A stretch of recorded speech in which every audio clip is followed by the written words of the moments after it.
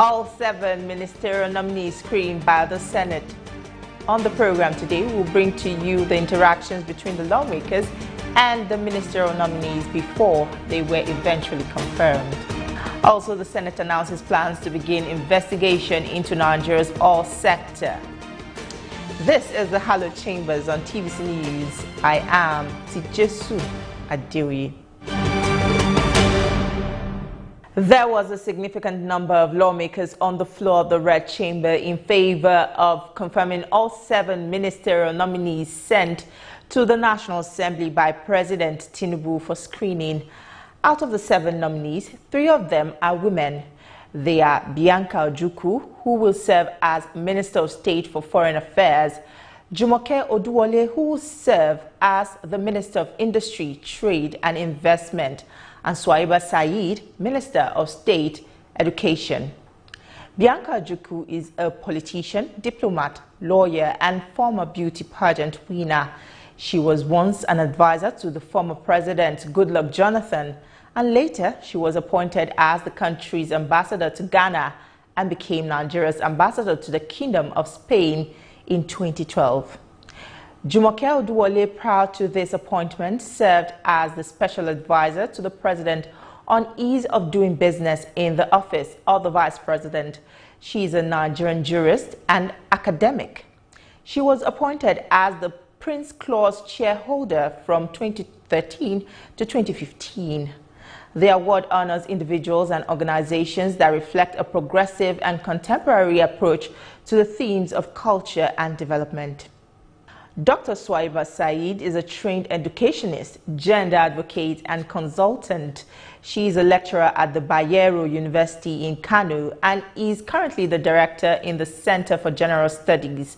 Her consultancy portfolio is on governance and development in the areas of policy economy and institutional analysis, policy planning, development and strategy, capacity building and training.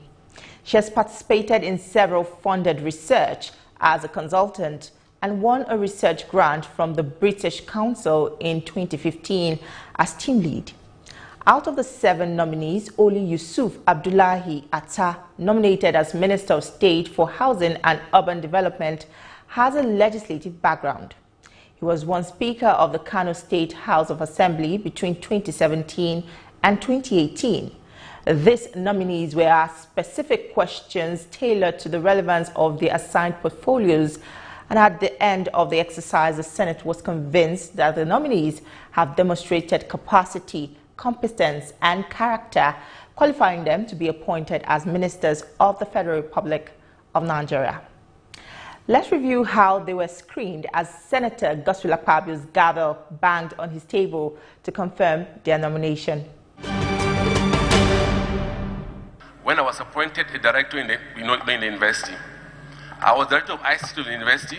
I automated the university in several platforms. I worked with the NUC on several programs, and my CV will tell you how much I've worked with international partners, development partners, and it gave me the opportunity also of working across the country. Working with UNICEF gave me the opportunity of working with all the field office in the South and Southeast. When I was appointed the chairman of the governing council of the University of Agriculture, Makurdi, and the pro-chancellor, I came across this young man again. And again, outstandingly, like he said, at a very small age, he became the director and developed one of the digital solutions that we had in the university at that time. And because of my nature, I had some issues with very conservative elements in the university. But he proved to be one of the very pragmatic and very progressive elements in that university. And so I'm actually not surprised that he has been appointed today to become a minister of the Federal Republic of Nigeria. Thank and you. I urge my colleagues, based on his antecedents, to spare him the time so that he can go and settle down and hit the ground running. You are going to the humanitarian ministry. As at today, the data is that 40% of Nigerians are living below poverty. And it's also worse than that. When you look at multidimensional poverty index, about 63% are also below that index.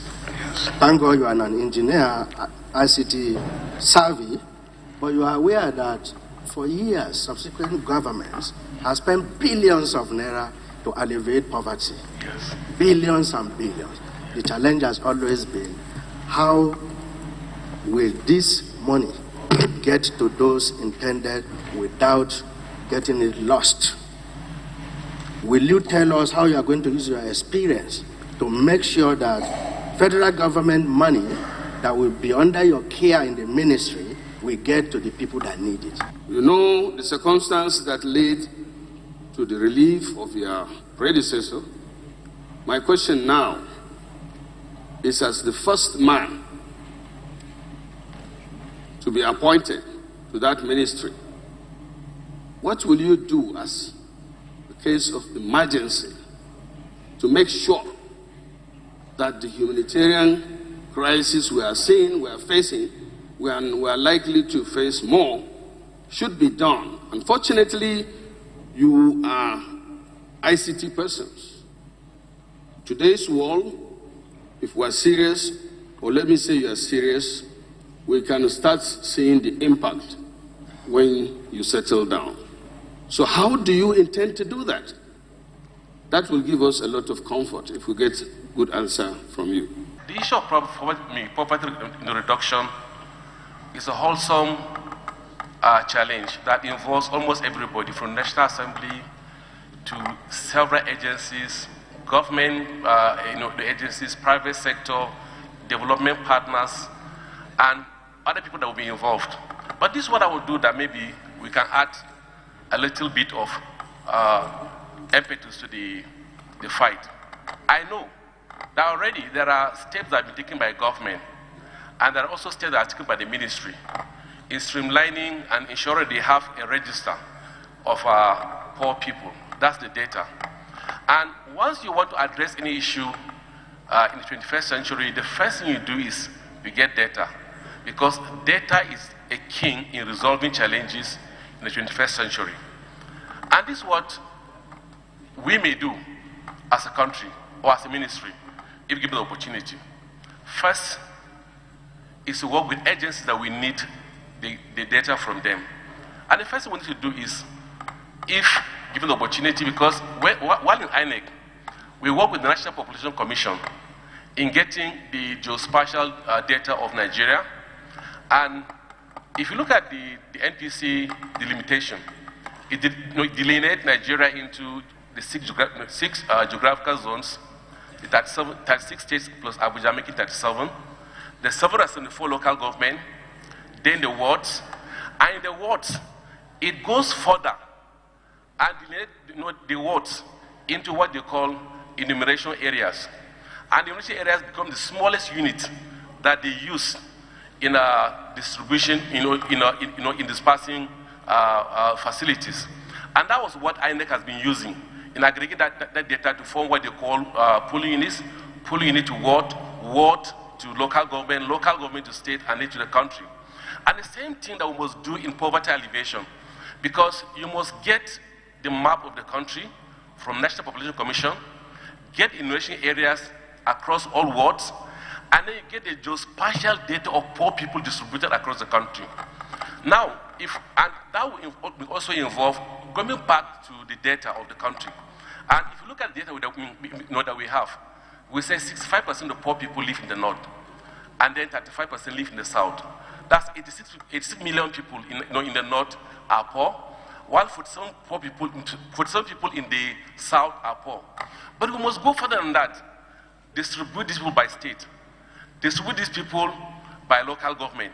Distribute these people by enumeration areas. And once you know by ward, then enumeration areas. And by enumeration areas, then you know how many people are in that community, how people are poor. And then when they're sharing materials, you cannot distribute the materials not going to a state. You can't say you are sending 10,000 bags of rice to Plateau. No. You are sending 10,000 bags of rice to Plateau. So number will go to the central zone. So number will go to a local government. So number will go to a ward. So number will go to an enumeration area based on the level of poverty. Now, because most time when you look at the statistic, because there's no just partial distribution of the poor people, you can't even determine how people are actually captured in your own senatorial zone, or in your own ward, or in your own community. But by just doing this alone, we cannot distribute materials to the last mile in the country. And that will help in getting data. We can just get a dashboard. The dashboard will be visible to the Senate, to the House of Rep, to the people providing the funding, that's the international partners, to the whole country. And the visibility will bring transparency, will bring also the distribution of material across the people down to the last mile. I think that would be the easiest way that we can, can ensure that everybody in the country that needs to get a relief material will get it.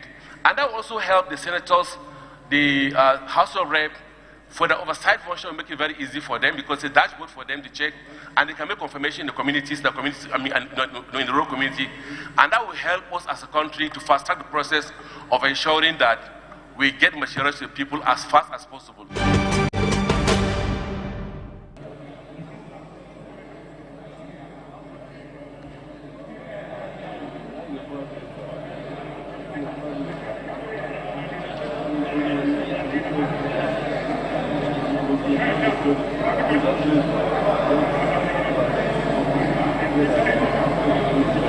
Kazuga Sokoto. Yes, sir. Your second missionary journey. Yes, sir. Yeah, we have record in the Senate of the Federal Republic of Nigeria that we have had cause to screen you thoroughly, yes, and found you worthy to be a minister of the Federal Republic of Nigeria. We are even surprised that you served diligently, and then Mr. President has looked at your record and decided to return you as a minister. You were here in 2019. Yes. And you were screened by the Senate. You served as a minister, and you have been returned again today. So I don't know what new we are going to ask you. But all we can say is that, based on the prevailing economic circumstances, what are the new innovations you think you add to your portfolio now that you are coming in? This is not the first time I'm coming here to give my contribution on harmonious responsibility, harmonious relationship between government and labor. I know what it takes to negotiate and to do it patiently, and to listen to our friends from the other side. What is most important is to ensure that we motivate them, we listen to them, and we try to carry them along. I'm ready to do this, provided I have the support and cooperation of this hallowed chamber, because it's all about need of one thing or the other, and we can only get this through this hallowed chamber, Your Excellency. I want to say I'm ready, and I will be willing to take everybody along and to serve this country to the best of our ability. Thank you, Mr. President. Thank you. So you will employ a system of administration by proper education of the labor and the populace. Yes. So that they will understand government policies, and then they will key into it. You will consult with them, you will carry them along. Very well. And I mean, something is a terrain you are familiar with. Very Having well. served as a permanent secretary for almost 10 years, and having served as a minister of the Federal Republic. Is it the view of the Senate that this nominee be allowed to take a bow and go? Yeah. Those in support say aye. Aye. Those against say nay. The ayes have it. You may take a bow.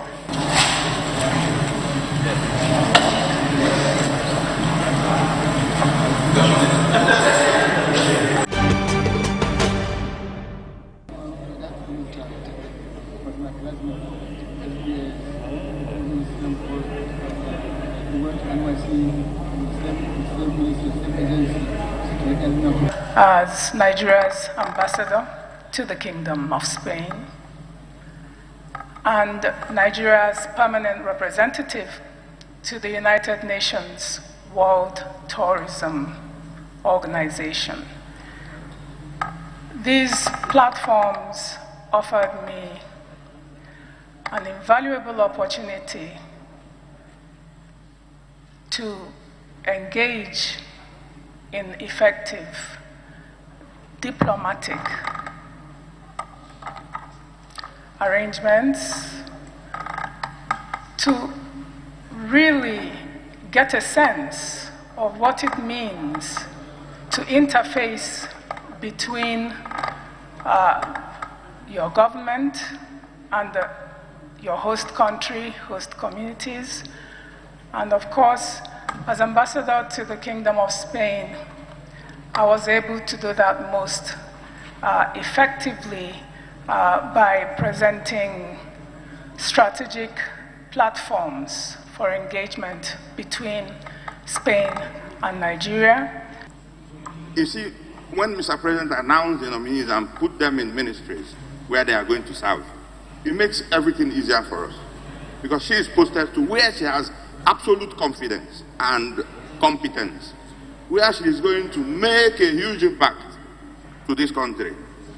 She is a lawyer and also a professional in diplomacy. Mr. President, who else can serve in the Ministry of Foreign Affairs, if not somebody with this qualification? We call her Adeje Jemba. She's from my town, married to Neu, and that's why I also went to Neu to marry my own wife back as a favor. Our screening is to confirm the competence of the nominees, and everybody in this hallowed chamber agrees that Bianca is competent and agrees that the portfolio assigned to her is where she has already excelled and performed creditably. What we are hoping is that as soon as she takes over her office, changes will come.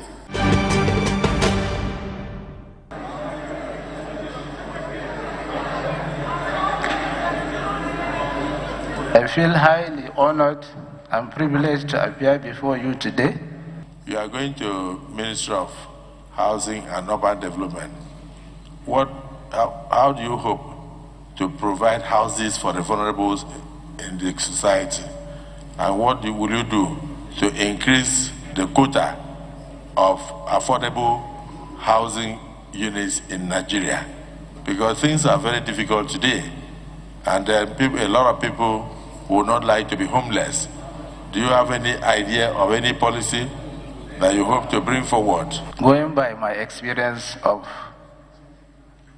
serving in Kano State Housing Corporation for some years, I feel even though there should be difference between a state corporation and a whole federal ministry, but I don't want to make some comments or beat above the bush, because the policy of this administration is into 2 years now. So please, I need to probably take over and see the handing over notes of the ministry and know about the policies of the government about housing before somebody can put key in and put his input into whatever he's thinking about. I worked in Housing Corporation. We had a program, a popular program in Kano State Housing Corporation of owner-occupier, which most of our civil servants benefited from. So I have that idea, but I don't know how it will fit in to the policies of this administration. So sir, I need to go to the ministry, take over, see the policies, how far they have gone, then to see how I will put in my best into perfecting the policy and achieving housing the growth in Nigeria, sir. Any further question or comment, let him bow and go. He's already a minister by the grace of God.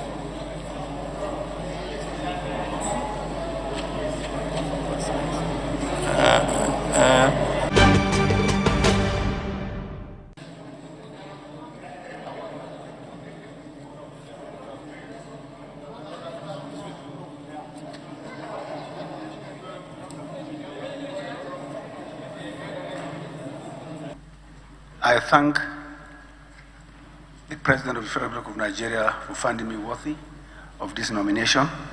That the President has decided to bring up this virgin ministry and to put it under your care because of your experience. Can you just use 2 or 3 minutes to tell us what you think you will do to hit the ground running. Is to do massive sensitization. Sensitization is in the sense that we want to, it is a battle of the heart and mind, to know that the herders have a stock that has value. It's beyond cultural holding. It is a business. And as such, it is an investment. And it is more profitable if you sedentarize. We intend to encourage people by building those incentives across all those 417 grazing areas in the country to make sure that those areas are suitable and have sufficient grass and water to contain those animals, so that the incidences, the desire to move out, will be nipped in the bud.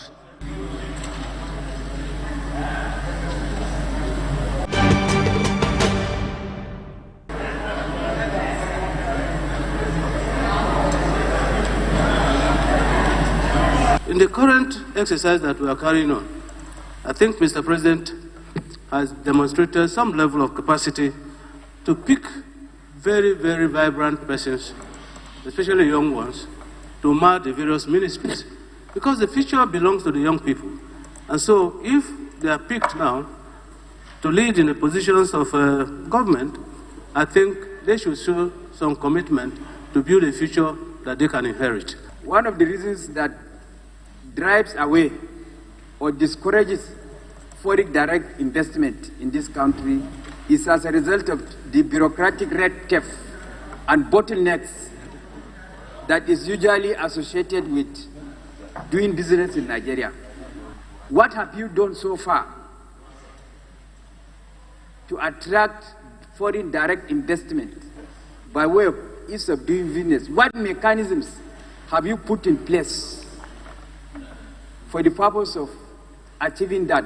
Since the commencement of President Bola Ahmed Tinubu GCFR's administration, key reforms in monetary and fiscal policy aimed at stabilizing the economy have started to deliver some results. In terms of inflation, gently starting to come down, and the tax reforms are also ongoing. Perhaps what we now need to deliver is the convergence of these two pillars of monetary and fiscal policy with trade, investment, and industrial policies to further drive growth. While acknowledging that in the last 5 years, FDI has declined by about 86%, and we've had about 20 multinational companies exit or scale down, the three priority areas that I would work on to align with the existing and ongoing policies, if confirmed by this hallowed chamber, would be investment retention and attraction, boosting exports and foreign exchange earnings, and creating productive jobs through vibrant domestic industry.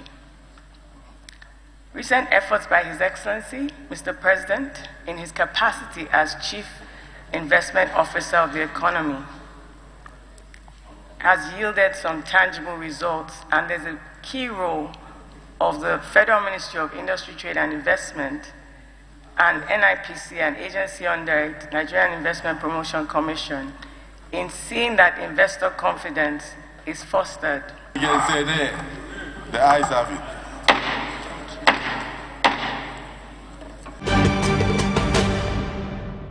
Born on the 13th of February 1981 in Barbara, Jigawa State. I commend Mr. President Bola Ahmed Tinubu for finding her worthy of nomination, and the governor of Jigawa State, who actually pulled her out of the university system and made her the rector of Jigawa State College of Islamic and Legal Studies, Ringim. She did exceedingly well there. Her resume and her background as a gender specialist is also a big plus to the ministry, because she is going to champion the advancement of the girls' education project in the north, and at the same time give deeper fillip to the development of curricula which will enhance the enrollment of girls' education. We look forward to your continuing to give the service and services that you have been rendering to your country. We commend Mr. President very highly for bringing a youthful person like you to be in the cabinet, and with your resume, we have no doubt that you will perform. So you may now step forward and take a bow. Those in support say aye. Those against say nay. The ayes have it.